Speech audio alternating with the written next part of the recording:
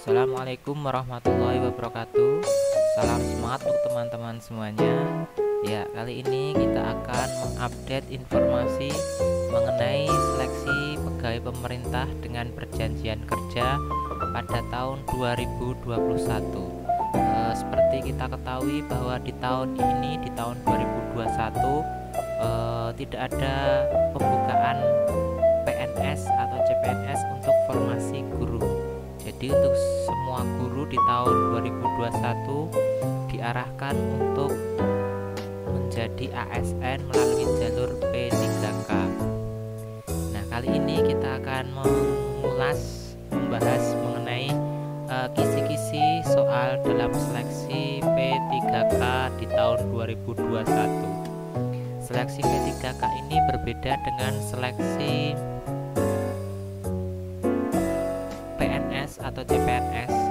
Kalau seleksi CPNS itu biasanya terdiri dari dua kategori. Yang pertama adalah SKD, seleksi kompetensi dasar, dan yang kedua adalah seleksi kompetensi bidang. Nah, berbeda dengan hal itu, maka di seleksi P3K kali ini tidak ada SKD dan SKB, namun hanya satu hal atau satu bidang. Apa saja? Mari kita simak. Ini informasi diambil dari Kementerian Pendidikan dengan diskusi dengan pemerintah daerah melalui atau dengan tujuan seleksi guru P3K ini. Mari kita mulai dengan rencana pelaksanaan seleksi guru P3K pada tahun 2021. Itu dimulai dengan yang pertama adalah pengajuan formasi, kemudian yang kedua adalah pendaftaran, yang ketiga ujian seleksi, keempat penempatan, dan yang terakhir adalah pemberkasan.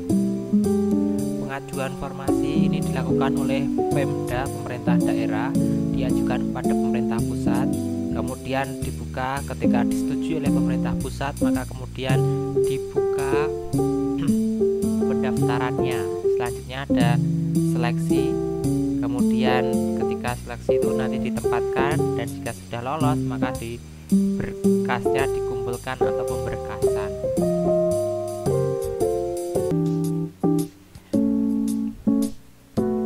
Nah, mengenai ujian seleksi apa saja yang diujikan atau dibahas, itu ada beberapa poin. Yang pertama ini ada kompetensi teknis. Ini disesuaikan dengan mata pelajaran atau kualifikasi calon pendaftar. Misalnya ada PGSD, ada bahasa Indonesia, ada matematika, dan seterusnya. Kemudian yang kedua ada tes bakat skolastik. Ini dimaknai sebagai tes penalaran. Kemudian ada tes manajerial, dan bagaimana seseorang atau pendaftar itu memanage dirinya dan juga lingkungannya, dan juga nanti arahnya ke mendidik, peserta didik berarti.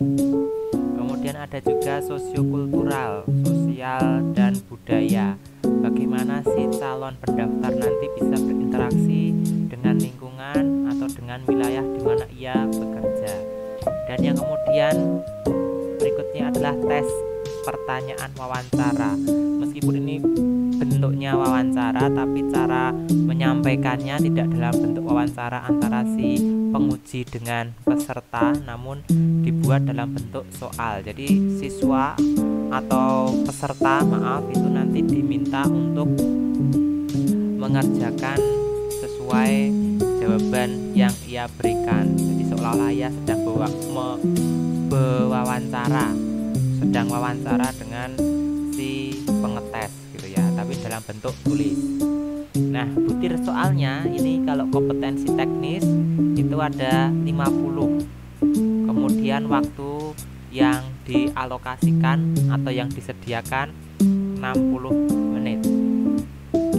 Kemudian tes bakat skolastik ini soalnya ada 40. Kemudian waktunya juga 60 menit. Kemudian manajerial itu 30 soal, waktunya 25 menit. Sosiokultural 20 soal, 15 menit. Kemudian pertanyaan wawancara ada 10 soal dengan waktu 10 menit. Jadi total butir soalnya ada 150 dengan durasi waktu atau alokasi waktu yang disediakan itu 170 menit.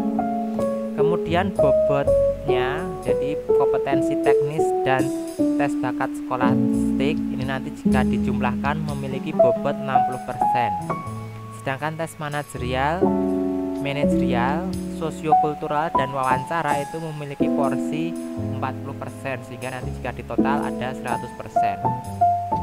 Ini hampir sama seperti SKB dan SKD dalam konteks CPNS.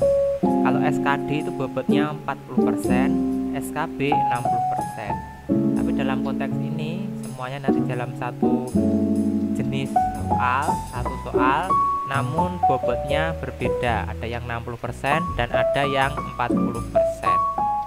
Nah, silahkan dicermati teman-teman nanti biar bisa memperhitungkan mana yang akan didahulukan dalam